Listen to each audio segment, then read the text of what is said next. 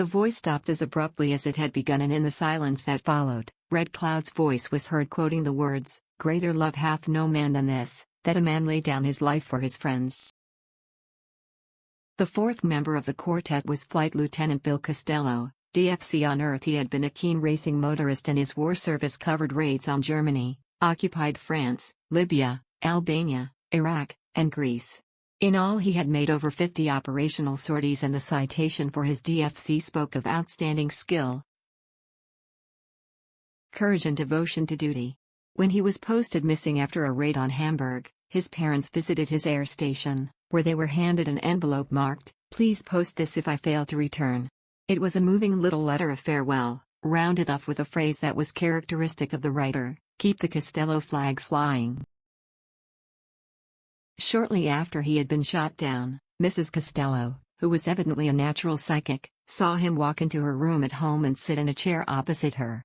It was her first experience of psychic phenomena, and not unnaturally she was greatly impressed.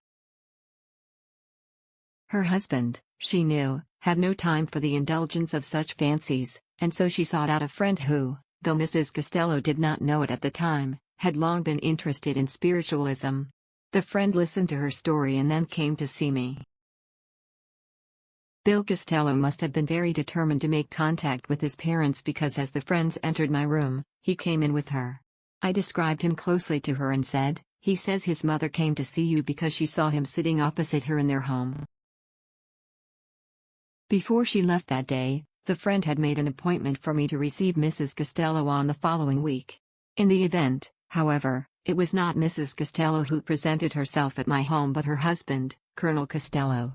From his watchful and guarded behavior I guessed that he was not a willing substitute. He told me he had agreed to come at his wife's insistence only because she had been unexpectedly taken to hospital for an emergency operation. He placed in my hand the pen with which his son had written his last letter and silently dared me to do my worst. Unconcerned, I took the pen and I was immediately conscious of its strong emanations. I told Colonel Castello, "You have your son's diary in your possession. Pressed between its pages is a flower.